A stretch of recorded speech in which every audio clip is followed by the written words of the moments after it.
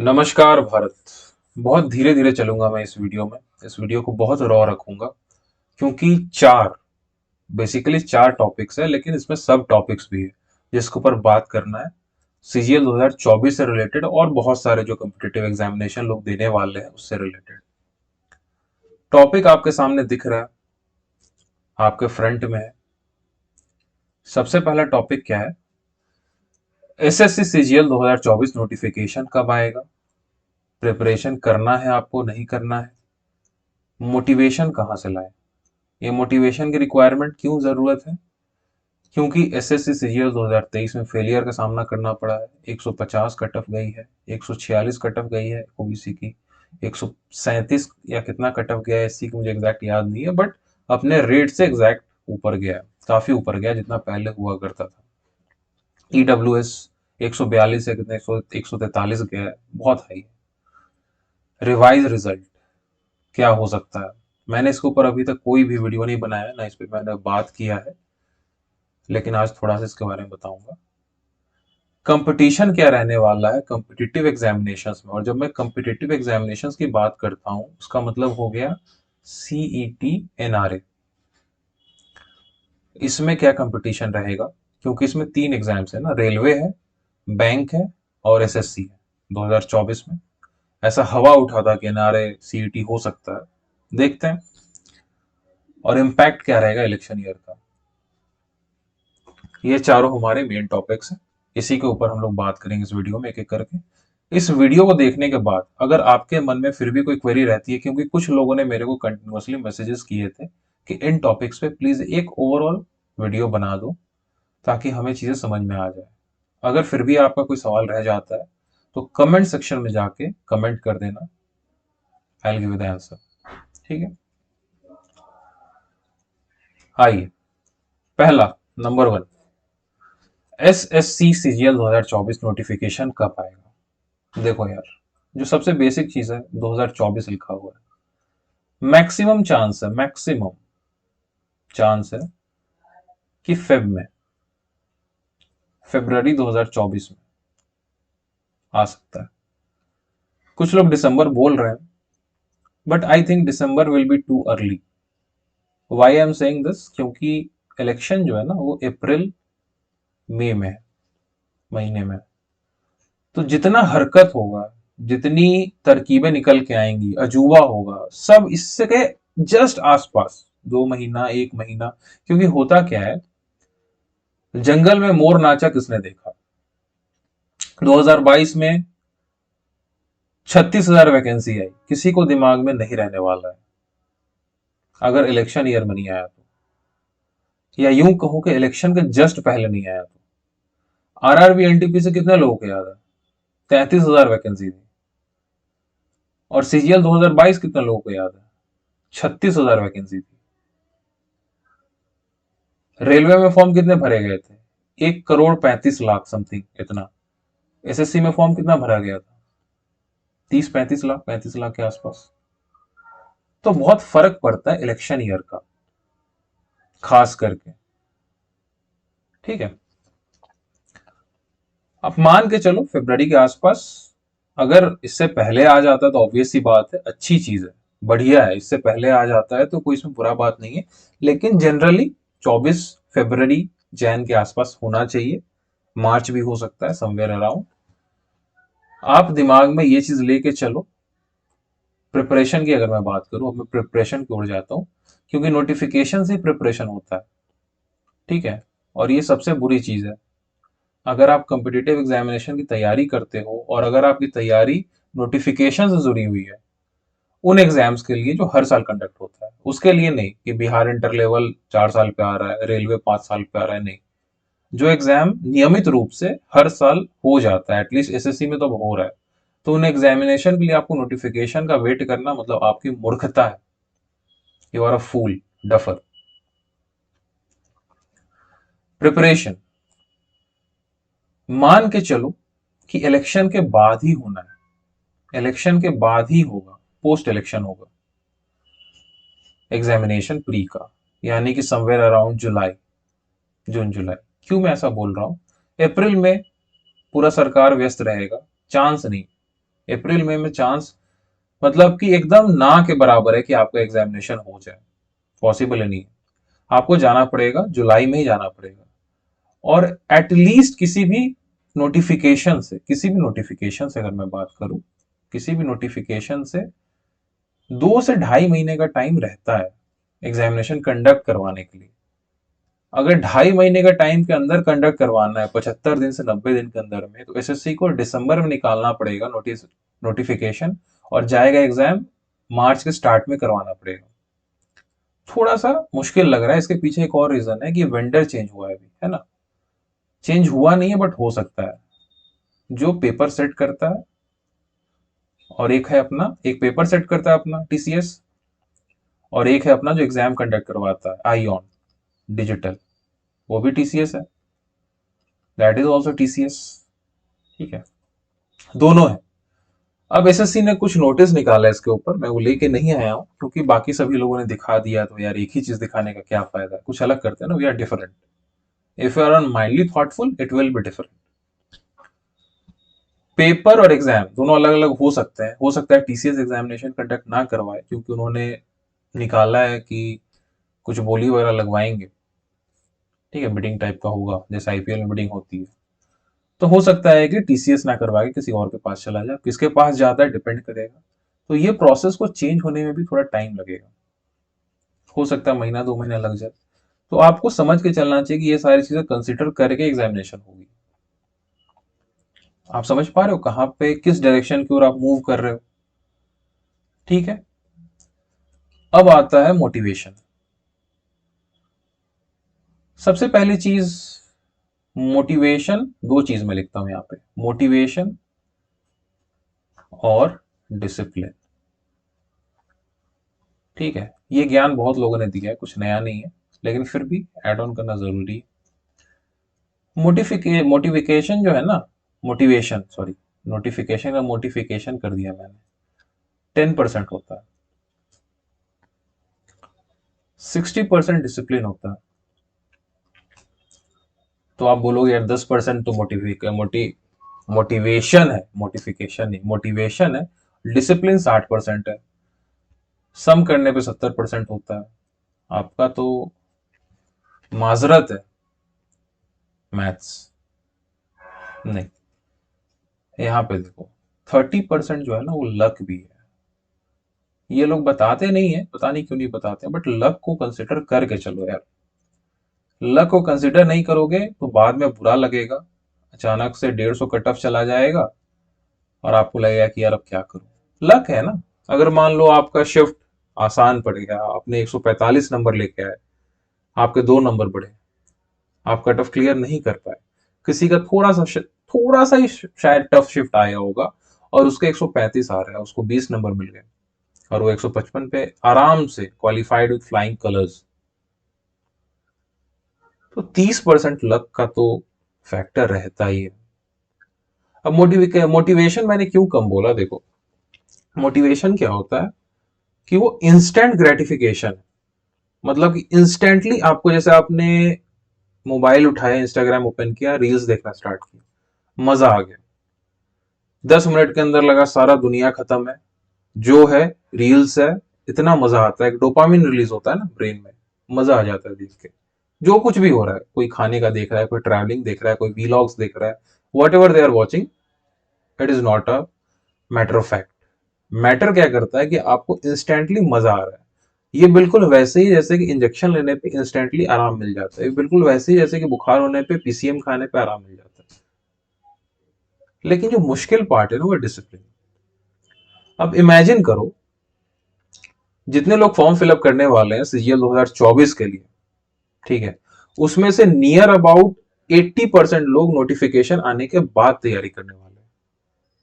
Notification आएगा, 80% लोग उसके बाद तैयारी करेंगे, बाकी 20% अभी से करेंगे डिसिप्लिन होके। ये डिसिप्लिन वाले पार्ट है, दिस इज डिसिप्लिन वाले part, and this is motivation वाले पार्ट। ये मोटिवेशन पे चलेंगे कि 2 महीना खूब मोटिवेट होंगे, 1 घंटा पढ़ाई किया, एक वीडियो देख लिया किसी का, अरे बवाल काट दिया, ये कर दिया, वो काट देंगे, ये कर देंगे, दुनिया पाट देंगे, ऐसा सब देखेंगे और उसके बाद फिर ये जो है ना 80% लोग, ये मॉडरेट जोन में रहते हैं हमेशा। मॉडरेट जोन अगर मैं बोलूं तो वो होता है एसएससी एग्जाम के हिसाब से 130 से 120 से 135 का रेंज जो है मॉडरेट जोन माना जाता है जनरली। अगर वैकेंसी बहुत ज्यादा ना आ जाए, जैसे कि लास्ट टाइम आई थी 36-37 हजार, ये मॉडरेट जोन है। ये 80% लोग में से मैक्सिमम लोग इस मॉडरेट जोन में रहते हैं। लेकिन ये जो 20% है ना, ये इनका हमेशा अपर हैंड होता है। ये आपको हमेशा दिखेंगे, ये लोग आपको हमेशा दिखेंगे 150 अराउंड, इनका मार्क्स रॉ में रहता है हमेशा अराउंड। क्यों? रीजन क्या है? क्योंकि ये लोग हमेशा स्टार्ट करते हैं नोटिफिकेशन से 2-3-4 महीना पहले स्टार्ट कर देते हैं, depending upon the individual capability. ऐसा नहीं जो स्टार्ट करेगा उसी का हो जाएगा, नहीं। We are talking about in general, एक जनरलाइज बात हो रही है, इसमें कोई भी एक्सेप्शंस तो हर जगह हो ही सकता है। It totally depends upon individuality and their perception, how they learn the things. It totally depends upon that, ठीक है। तो ये चीज आप ध्यान में रखो कि आपको 80% में आना है, 20% में आना है, ठीक है। ये चीज ध्यान रखना बहुत जरूरी है। अगर आप फर्स्ट टाइमर हो तो आपको तो अभी से तैयारी करना चाहिए। That goes without saying a single sentence. तैयारी करना है, चेकआउट कर लिया, एसएससी की तैयारी करनी है, आंख बंद करो, कहीं से भी जाओ, पढ़ाई स्टार्ट करो, ठीक है। तो ये चीज आप ध्यान में रखो, मोटिवेशन नहीं, डिसिप्लिन पे ध्यान दो। डिसिप्लिन क्या कहता है ना, डिसिप्लिन देखो, डिसिप्लिन का सिंपल कहना है कि every day you should do a bit. हो सकता है किसी दिन आपने 10% किया, हो सकता है किसी दिन आपने 50% किया, हो सकता है किसी दिन आपने 90% भी किया, बट एवरी डे थोड़ा सा कर लो। Consistency is the key, followed by perseverance and patience, ठीक है। डिसिप्लिन फॉलो करो। Motivation is also important. सुबह उठने के लिए आपको मोटिवेशन चाहिए होता है, वहां डिसिप्लिन काम तब करेगा जब आप उसके लिए डिसिप्लिन हो जाओगे, कि हाँ आपका सुबह उठने का आदत है, तो आप डिसिप्लिन हो। लेकिन अगर आपको आज से उठना है सुबह में 5 बजे, तो आपको मोटिवेटेड पहले होना पड़ेगा। सुबह उठने के लिए आपको रात को 9 बजे अलार्म लगा के खा पी के सो जाना पड़ेगा कि मुझे सुबह 5 बजे उठना है, and I am totally motivated about it, क्योंकि मुझे एग्जाम देने जाना है, ठीक है। तो नोटिफिकेशन हो गया, मोटिफिकेशन भी हो गया, अब प्रिपरेशन बचा। प्रिपरेशन अगर आपको करना है, यूट्यूब पे बहुत कुछ अवेलेबल है, ठीक है। मैं ये नहीं कहूंगा कि आप मेरे चैनल से पढ़ो। मेरे चैनल पे आपको सीजीएल 2024 के लिए फ्री कोर्स मिल रहा है, पेड कोर्स मिल रहा है। एक्चुअल में paid course is free, paid course is free. वहां पे मैं धीरे धीरे करके मैथ्स पढ़ा रहा हूं। अगर आप चाहो तो उस प्लेलिस्ट को चेकआउट कर लो। ये एक पेड कोर्स है जो कि वेल डिजाइंड है। जैसा कि पेड कोर्सेज में होता है, कहीं भी जाओगे आपको 5-7 हजार रुपए खर्चा करना पड़ेगा। आपको यहाँ पे बिल्कुल फ्री में मैं पढ़ा रहा हूँ, एक एक करके लाइन करके। आप चेकआउट कर सकते हो, चेकआउट कर सकते हो आप। डिस्क्रिप्शन में मैं लिंक्स डाल दूंगा, आप जाके चेकआउट कर लेना प्लेलिस्ट को एक बार। सही लगे तो देखना, देख के कमेंट करना। अदरवाइज यूट्यूब पे भरा पड़ा है, चले जा सकते हो। लेकिन हाँ, एक चीज की कमी है यूट्यूब पे, वो है वेल डिजाइन कोर्स आपको नहीं मिलेगा कहीं पे। क्यों नहीं मिलता है? इसलिए नहीं मिलता है क्योंकि आपको पता होगा कि वेल डिजाइन कोर्स हमेशा पेड बैचेस में मिलता है, क्योंकि लोगों को पैसे भी तो कमाने हैं। तो ये थोड़ा सा मुश्किल है, मसले मसाइल है। तो अगर आपको ये चीज लगता है कि नहीं आप पेड कोर्स लेना चाहते हो, तो आप किसी के पास भी जाके पेड कोर्स परचेज कर सकते हो, दैट गोज विदाउट सेइंग। लेकिन अगर आपको लगता है कि नहीं आप फ्री में पढ़ोगे, सही कंटेंट पढ़ोगे, तो बहुत जगह, कुछ और जगह भी अवेलेबल मिलेंगे आपको, और मेरे पास इस चैनल पे आपको मिल जाएगा well design paid course for free. और यहाँ पे एक और कॉन्ट्रास्ट है, ये तो मैं हिंदी में बात कर रहा हूँ आपसे, I am talking to you, Hindi में ही बात हो रही है सारी। इंग्लिश में पेड कोर्स फ्री दे रहा हूं, मैं पढ़ा रहा हूं, मतलब एक्चुअल इस चैनल पे जो सेम चीज मैंने हिंदी में पढ़ाया है, वही सेम चीज अलग से प्लेलिस्ट में मैं टोटली इंग्लिश लैंग्वेज में पढ़ा रहा हूँ। Yes, the medium is English, bilingual भी नहीं है। तो ये उनके लिए बहुत इंपॉर्टेंट है जो इंग्लिश में पढ़ना चाहते हैं और जिनको हिंदी समझने में प्रॉब्लम होती है। स्पेशली उनके लिए प्रॉब्लमेटिक होता है, क्योंकि उनको इंग्लिश पेड कोर्सेज में अच्छे खासे पैसे फीस पे करने पड़ते हैं, 8,000, 10,000, 15,000 रुपए पे करने पड़ते हैं। तो उनके लिए यह है कि आप, चैनल पे अवेलेबल है प्लेलिस्ट, वो भी मैं डाल दूंगा डिस्क्रिप्शन में, आप इंग्लिश में भी ये चीजें देखते जा सकते हो, कोई दिक्कत नहीं। I am teaching you in totally in English language in that video, और एक्चुअली इन दोज वीडियोज तो वो पूरा इंग्लिश में है, ठीक है, वो आप देख सकते हो। अब आइए SSC CGL 2023 failure and revise result. देखो यार, फेलियर को मैंने कवर कर दिया थोड़ा सा और बताता हूं। अगर आपको लग रहा है यहाँ पे दो रास्ते हैं, मैं बिल्कुल आपसे कोई ये नहीं बोलूंगा, कोई बटरिंग नहीं करना है मुझे आपको। दो रास्ते हैं, या तो आप कंटिन्यू करोगे या तो आप क्विट करोगे, ठीक है। पहले मैं क्विट के बारे में बात करूं। देखो, अगर आपका क्विट है चॉइस, तो मैं बोलूंगा यार गवर्नमेंट जॉब कोई मतलब बहुत 30 मार का चीज तो है नहीं कि आपने गवर्नमेंट जॉब ले लिया तो दुनिया जीत लिया, ऐसा कुछ नहीं होता है। एक स्टेबल लाइफ आपको मिलती है, एक स्टेबल जॉब मिल जाता है, स्टेबल सैलरी मिलती है पर मंथ, दैट्स इट। कोई ऐसा भौकाल नहीं काटता जैसा लोग बताते हैं कि अरे यार दुनिया पाट देंगे, वो पाट देंगे। ऐसे बहुत सारे स्टोरीज है मेरे सामने में, जो बड़े बड़े पोस्ट पे जाके और ऐसे जगह पे उनको लोकेशंस मिल गए हैं, वो जाके फिर बोलते हैं कि यार कुछ नहीं, नो फन। क्विट कर रहे हो, कोई दिक्कत नहीं है। रीजंस बहुत हो सकते हैं, फाइनेंशियल हो सकता है कंडीशन, दूसरा हो सकता है एज निकल गया, ठीक है। तीसरा हो सकता है कि आपको कोई और अच्छी अपॉर्चुनिटी मिल रही है प्राइवेट में, और आपको लगता है कि नहीं गवर्नमेंट इतना सर्टेन नहीं है, तो आप क्विट कर रहे हो, कोई दिक्कत नहीं है। आराम से जाओ पढ़िए, सॉरी आराम से जाइए, काम करिए, कोई दिक्कत नहीं, छोड़ के जाइए। कोई बहुत बड़ी चीज ऐसी नहीं है कि आपको लगे कि हाँ यही मेरी दुनिया है, यही सब कुछ है। बहुत बड़े बड़े लोग बहुत अच्छी अच्छी चीजें करते हैं अपार्ट फ्रॉम गवर्नमेंट जॉब्स, ठीक है। तो ये तो हो गया उनके लिए जो क्विट कर रहे हैं, कोई दिक्कत नहीं है, बहुत अच्छी बात है, कोई कोई भी इशू नहीं है, ठीक है। अब कंटिन्यू जिनको करना है उनको दो चीज चाहिए। सबसे पहले आपको अपने फैमिली, फ्रेंड्स, गार्डियन, जिनसे भी आप क्लोज हो, जिनसे आप ये सब चीजों के बारे में बात करते हो, उनसे बात करो कि ये सिचुएशन है, मेरे इतने मार्क्स आ रहे हैं, हाँ इस बार कट ऑफ हाई गया है 150, मेरा चांस थोड़ा सा नहीं हो पाया, बन नहीं पाया, रिवाइज रिजल्ट भी अभी तक नहीं आई है, तो मुझे क्या करना चाहिए, मुझे कंटिन्यू करना चाहिए या नहीं करना चाहिए। अगर वो बोलते हैं कंटिन्यू करना चाहिए, पहला काम चुपचाप मॉक्स देना स्टार्ट कर दो अभी से। मॉक्स, वेट मत करो, PYQ मॉक्स लगाना अभी से स्टार्ट कर दो। कम से कम आपको वीकली 3 मॉक्स लगाने चाहिए अभी से, ठीक है। आपको तैयारी करने की कोई जरूरत नहीं है क्योंकि आपको ऑलरेडी प्रिपरेशन हो चुका है, ठीक है। अगर आप 145 नंबर ला रहे हो, 140 नंबर ला रहे हो, 130 नंबर ला रहे हो, 125 नंबर ला रहे हो, 120 नंबर भी ला रहे हो, अगर तो आप तो ऑलरेडी अबव 70 परसेंटाइल, 75 परसेंटाइल हो ना, या 80 परसेंटाइल अबव हो आप। तो आपको चीज ऐसे समझनी है कि आप ऑलरेडी 80 परसेंटाइल के ऊपर में हो।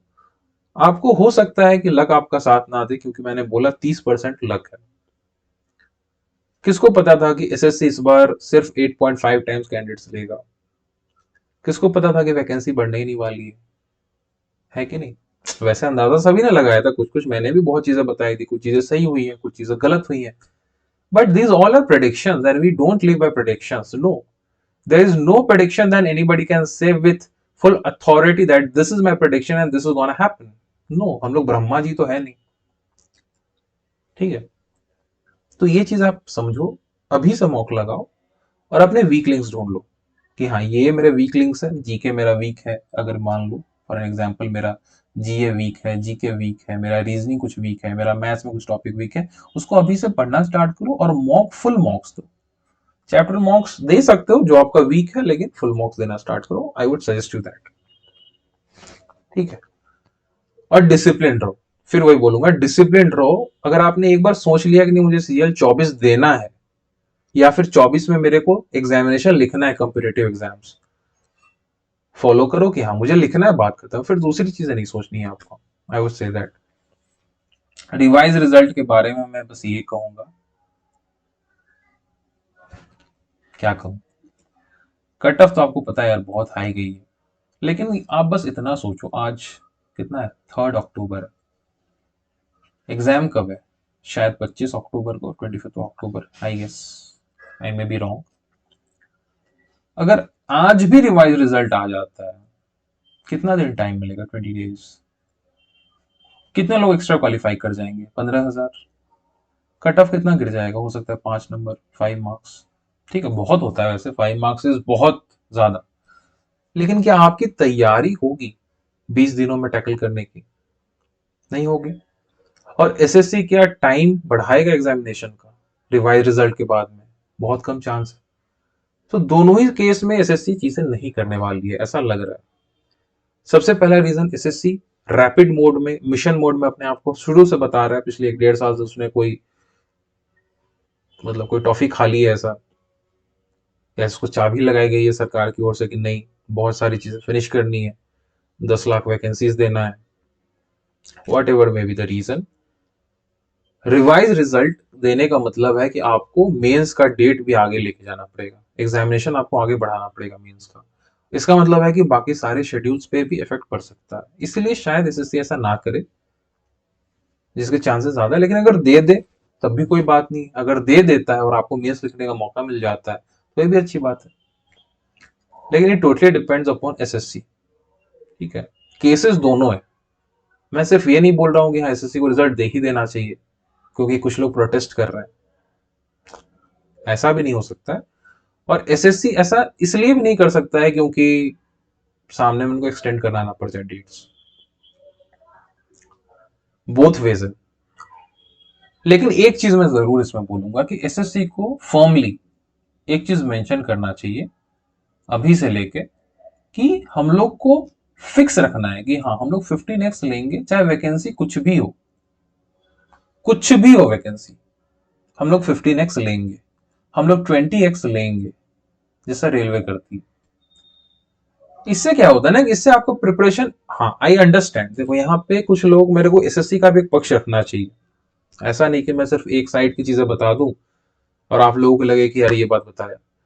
एक चीज आप समझो, पहले क्या था? पहले क्वालिफाइंग नेचर नहीं था। क्वालिफाइंग नेचर नहीं था इसका मतलब है कि आपको शुरू से ही मेहनत करना था कि आपको टॉप में आना है, क्योंकि जितना ज्यादा आप मार्क्स लेके आओगे उतना ही ज्यादा चांसेस था कि आप मेंस में भी उतने अच्छे मार्क्स लाओगे और दोनों का सम अप करके आप एग्जाम क्वालिफाई कर जाओगे। वो चांसेस बहुत ब्राइट थे और उसके लिए आपको शुरू से लगना था। लेकिन जैसे ही क्वालिफाइड हो गई नेचर ना, क्वालिफिकेशन वाली बात आ गई कि tier 1 will be only qualifying in nature, तो बहुत लोगों को क्या हुआ, वो लोग कंप्लेसेंसी आ गई उसके अंदर में। उन्हें लगा कि यार प्री तो निकल ही जाना है, आराम से उसके बाद मेंस की तैयारी करेंगे, एसएससी तो आएगा, 15 टाइम या 10 टाइम तो लेना ही है उसको, 13 टाइम तो लेना ही है, इतना नंबर तो मैं लेके आ जाऊंगा, कभी भी बिना तैयारी के भी बैठूंगा तो लेके आ जाऊंगा। एक सोच एसएससी की ये भी हो सकती है कि यार क्योंकि अब हम लोगों ने क्वालिफाइंग इन नेचर कर दिया है, इसलिए हम लोग सैंपल साइज थोड़ा कम करेंगे।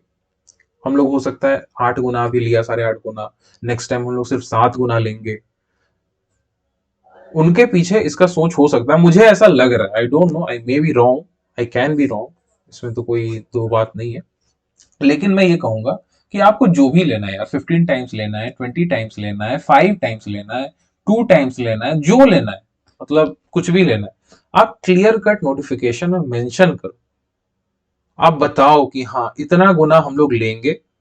अब आप इस हिसाब से अपनी तैयारी करो कि हाँ मेरे को, आपको या किसी को भी पता होना चाहिए कि मुझे अगर वैकेंसी 10,000 मिल रही है और अगर 5 टाइम्स लिया जाएगा तो 50,000 लोग क्वालिफाई करेंगे, तो मुझे अब 50,000 में compete करना है, ताकि मैं भी कंप्लेसेंट ना हो जाऊं।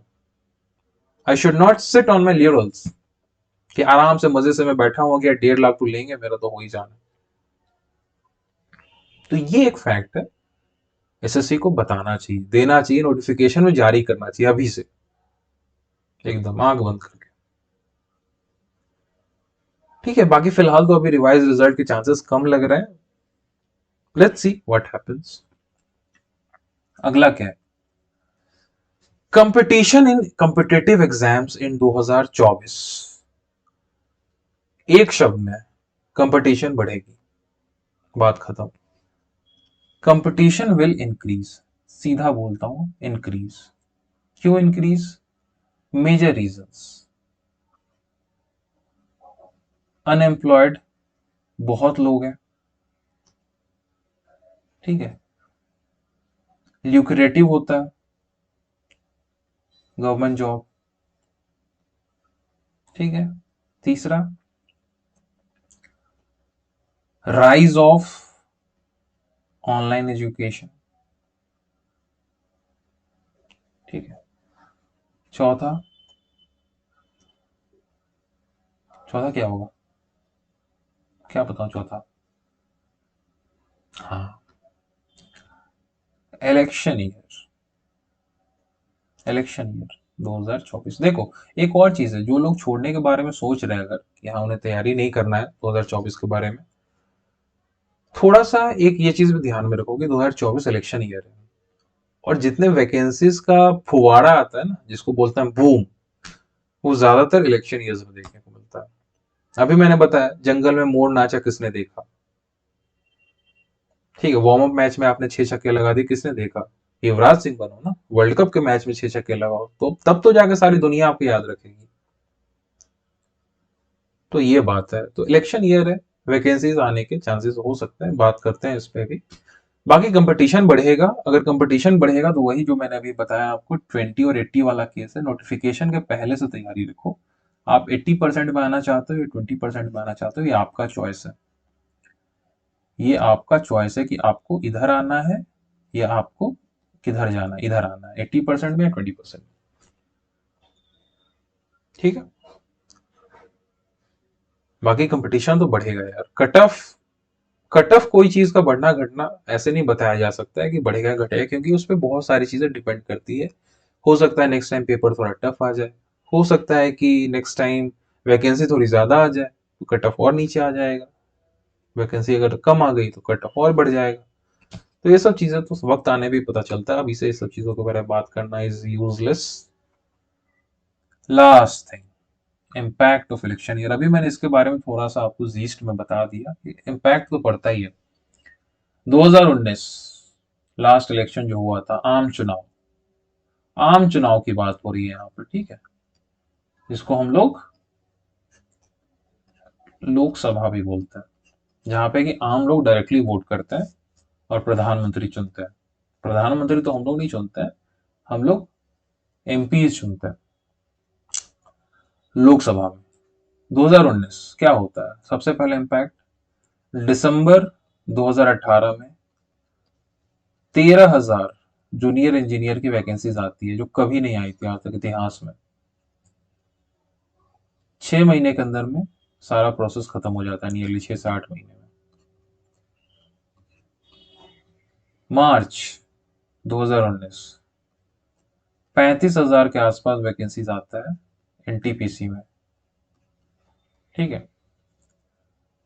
टाइम थोड़ा लंबा चलता है, क्यों क्यों क्यों क्यों क्यों टाइम लंबा चलता है? ये इलेक्शन के बाद ही एग्जाम होता है, इसलिए। अगला, group D, nearly 1 lakh vacancies आता है मार्च के महीने में, मार्च 2019। डिले होता है इलेक्शन की वजह से, क्योंकि इलेक्शन के बाद हुआ। आरआरसी, काफी वैकेंसीज आते हैं। ये सारा मैंने इसलिए बताया आपको क्योंकि ये सारी चीजें इंपैक्ट लेके आता है इलेक्शन की वजह से। यूथ को, इंडिया में यूथ को अगर खरीदना है, सीधी बात, ये खरीदने वाली बात है। एक होता है मनी बाइंग, ठीक है, करप्शन करना। एक होता है इमोशन बाइंग। तो ये जो वैकेंसीज है ना, ये एक्चुअली आपके इमोशंस को खरीदता है। एग्जाम, इलेक्शन के जस्ट पहले वैकेंसीज आई, सरकार के लिए आपका जितना गुस्सा था थोड़ा कम गया, नरम हो गया, तो वोट का पोलराइजेशन हो जाता है, और इसे कहते हैं राजनीति, ठीक है। ये सारा खेल राजनीति का है। और इंडिया में तो यूथ अब बहुत समझदार है, लोगों को पता है, आपको हमें सभी चीजों को, सभी को चीजें समझ में आ जाती है कि क्या है नहीं है। बट मुद्दा ये है कि फिर भी हम लोग इलेक्शंस तो जुड़े हुए हैं। आप वोट दो या ना दो, अगर आप वोट दे रहे हो तब भी वाह वाह, नहीं दे रहे हो तो जाके दो, देना चाहिए सबको, ठीक है। इलेक्शन ईयर का इम्पैक्ट तो पड़ेगा। जितनी चीजें मैंने यहाँ पे लिखी है, अभी मैंने यहाँ पे एसएससी का मेंशन क्यों नहीं किया, क्योंकि एसएससी का उससे जस्ट पहले थोड़ा सा वैकेंसी आ चुका था, इलेक्शन के जस्ट पहले वैकेंसी नहीं आई थी एसएससी में, तो इसीलिए। लेकिन इस बार तो एसएससी का चांस पूरा है। रेलवे में भी वैकेंसी आ सकती है, क्योंकि वैकेंसी तो देना पड़ेगा ना। अप्रेंटिसशिप को कब तक सरकार बोलेगी कि हम लोग परमानेंट जॉब दे रहे हैं? Apprentice is not a job. 1 साल का जॉब कहीं जॉब होता है क्या? वो जॉब नहीं होती है। कुछ जॉब दिखाना पड़ेगा गवर्नमेंट को, यूथ्स को, यंग लोगों को, नौजवानों को, जवानों को ल्यूर करने के लिए, अपनी तरफ खींचने के लिए। आया समझ में? तो ओवरऑल आपको मान के चलना चाहिए कि इलेक्शन ईयर का इम्पैक्ट पड़ेगा। जितनी चीजें मैंने यहाँ लिखी है इसमें कुछ एक दो और ऐड ऑन कर लो। सभी में वैकेंसी हो सकता है इतना अगर ना भी दिखे, लेकिन कुछ इसी रेंज में वैकेंसीज तो रहेंगी ही रहेंगी। और अगर नहीं रहती है तो फिर कोई वोट नहीं देने वाला है फिर गवर्नमेंट को। क्योंकि वही बात है जो मैंने अभी आपको बोला कि यार पीछे की चीज है ना, इमोशंस में थोड़ा पीछे हो जाती है। 2022 की चीजें 22 में हो गई, 24 में क्या है ये बताओ आप? 23 में क्या है ये बताओ? 23 में तो लोग बहुत ज्यादा गुस्सा है अभी। एसएससी के ऊपर मैंने बात पहले भी किया है कि रोलिंग ऑफ सीट्स होती है। और मुझे इस बात को बोलने में कोई ये नहीं है, दुविधा नहीं है कि 2022 में ये सारा पैटर्न चेंज हुआ। किसी भी किसी भी क्रिएटर ने एक शब्द नहीं बोला। मैं तो बहुत छोटा हूं, मेरा तो मतलब कि अस्तित्व ही नहीं है इस प्लेटफॉर्म पे। लेकिन 2022 में जो नया पैटर्न चेंज हुआ था, किसी ने बोला कि यार डायरेक्ट डीवी क्यों करवा रहे हो? मैंने तो 1000 सब्सक्राइबर के साथ ही कोशिश किया कि एक ट्विटर कैंपेन करता हूँ। Obviously it's not gonna happen. Simple सी बात, I don't have audience. Rolling of vacancies का मतलब होता है कि यार वैकेंसीज दे दो, दिखाओ। जैसे हुई 17,000, 16,000, 18,000 पीएसए की वैकेंसी आई। डीवी में डायरेक्ट जाना था, सिलेक्शन हो गया, डीवी में गए। 90% 80% लोगों ने डीवी छोड़ दिया। किसको पीएसए में जाना है अगर वो ऑलरेडी ऊपर वाले लेवल जॉब पे है तो? क्यों जाएगा कोई? वाई? Tell me. आप जाओगे? नहीं जाओगे। तो सरकार को ये चीज मालूम है, जो भी पॉलिसी मेकर्स उन्हें मालूम है कि जो ऊपर वाले लेवल वाले हैं, जो ऑलरेडी कहीं जॉब में है, अपर लेवल पे 2800 ग्रेड पे, उससे ऊपर 4200 4600 ग्रेड पे, वो सब एग्जाम देते हैं। वो सब एग्जाम कहीं ना कहीं क्रैक भी कर लेते हैं। और वो लोग पीएसए में आएंगे नहीं, पीएसए की सीट्स वैकेंसी हो जाएंगी, वैकेंट रह जाएंगी। 23 में देना है नहीं, 6 महीने के अंदर दे नहीं सकते हैं, उसी का इस्तेमाल करेंगे 24 में, और वैकेंसी लेके आएंगे दिखाने के लिए। तो ये वैकेंसी थोड़ी हुई यार, 36,000 वैकेंसी हुई, उसको आपने उसी को रोल ऑन कर दिया। 23 में को नहीं कर पाए ना, क्योंकि 6 महीने के अंदर नहीं दे सकते, ये रूल है। मैंने एक वीडियो बनाया था उस पर, शायद चैनल पे होगा, देख सकते हो आप, कि आप सेम वैकेंसी की रोलिंग 6 महीने के अंदर नहीं कर सकते हो। 6 महीना वेट करना पड़ेगा। तो अभी आपका 6 महीना फिनिश होगा मई से जनवरी तक। 6 महीना खत्म, पैसा हजम। फिर वही वैकेंसी उठ के आ जाएंगी और कहा जाएगा कि एक और बार इतना बड़ा वैकेंसी आ रहा है। बट ये चीज ना हाथी के दांत दिखाने के, खाने के नहीं है, क्योंकि वो फिर से वैकेंट रह जाएगा।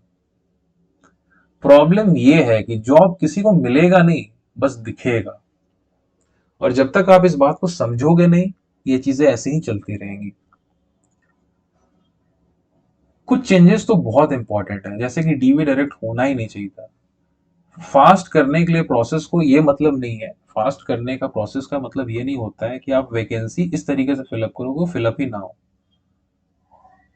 ठीक है, ये तो सबसे पहली चीज है, और आप उसकी रोलिंग करते हुए जाओ। दूसरा चीज जो थोड़ा सा इंपॉर्टेंट है, वो सोचने वाली बात है एसएससी को, कि आप इतनी सारी चीजें करवा रहे हो। ठीक है, आपने धड़ाधड़ धड़ाधड़ सारे एग्जामिनेशन करवा दिए, आपका पेज तो आ गया, लेकिन क्या एक्चुअल में लोगों तक चीजें पहुंच पा रही है? क्या आप उस जगह पे हो?